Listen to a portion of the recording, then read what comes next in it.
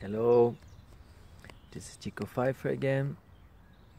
Um, Today I want to share something very sensitive, I think sensible, or how do you call that word, sensitive or sensible?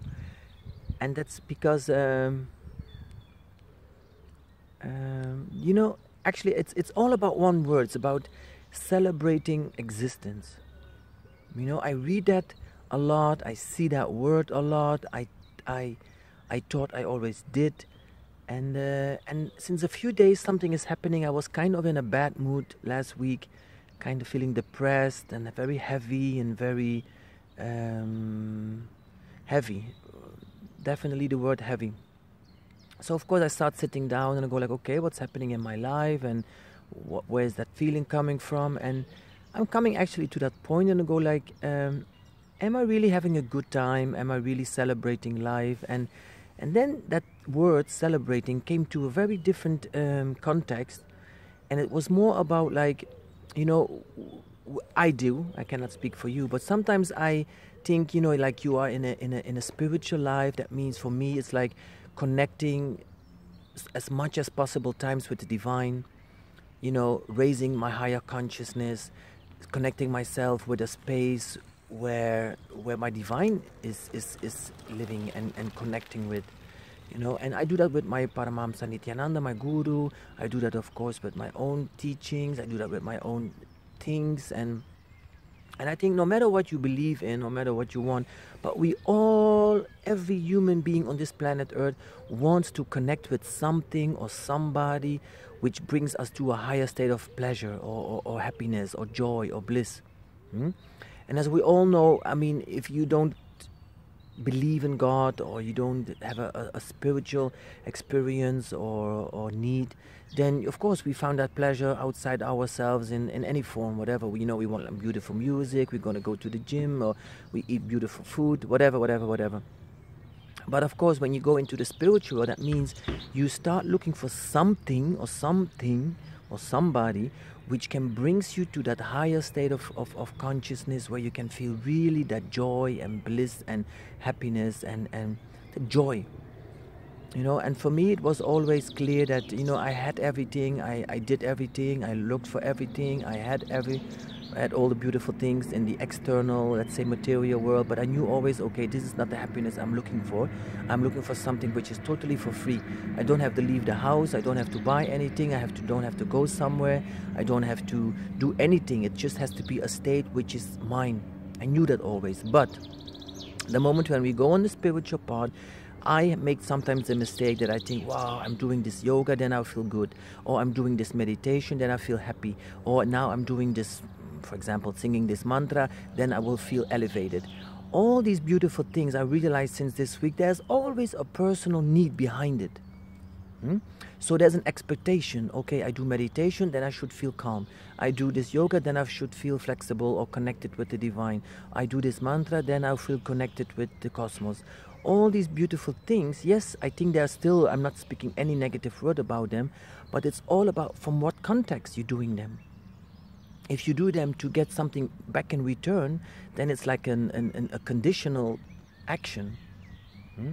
So I think well, I'm sorry, say we, but if I, for myself, I can only speak, I want to train myself more and more and more that if I connect with the divine, it is just because you want to connect and not to gain something or to get something or to improve something or to, that's, I think for me, that's a big lesson. And then the second part came when I start like, am I celebrating existence? And I really was kind of depressed for 3-4 days that I thought like, is it really true?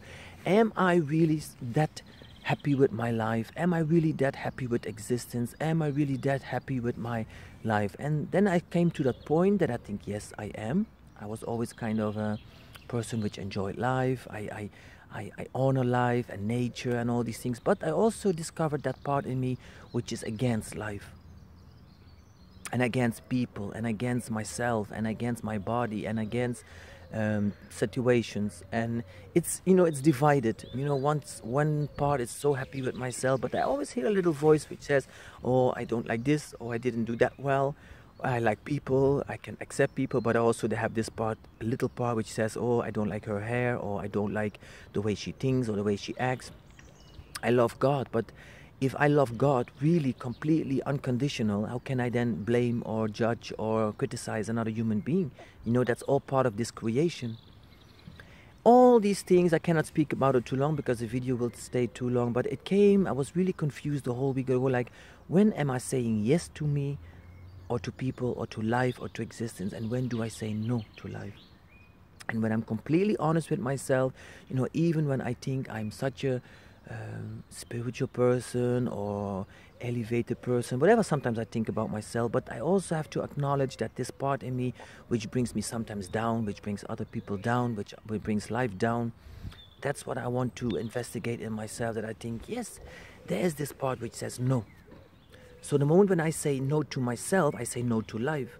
The moment when I say no to people, I say no to life. If I say no to God, then I say also no to existence. So all these things that go to myself, is it possible that we can come on a point, I come to a point, you, that I can just observe life, watch it without any comment, without any judgment, without any criticizing. Even when I say, oh, life is beautiful, that is maybe the same thing as you say life is not beautiful. If you say, oh, I feel great, that is coming from the same space if you say, oh, I feel horrible today. If you say, oh, I'm depressed today, or you feel one day, oh, I'm the top of the world.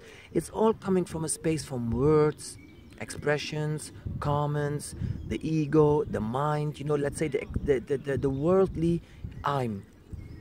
No, it's the me. It's the personality who's judging and saying it's good or bad. It's the ego who says somebody is good or not good.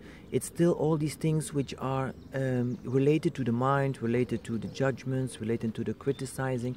That's what I'm learning from these last days, that I think, is there a space in me which can only observe, which is in front of me, know that this is the Leela, this is an illusion, this is not reality anyway, this is just a game which we're playing on this planet Earth.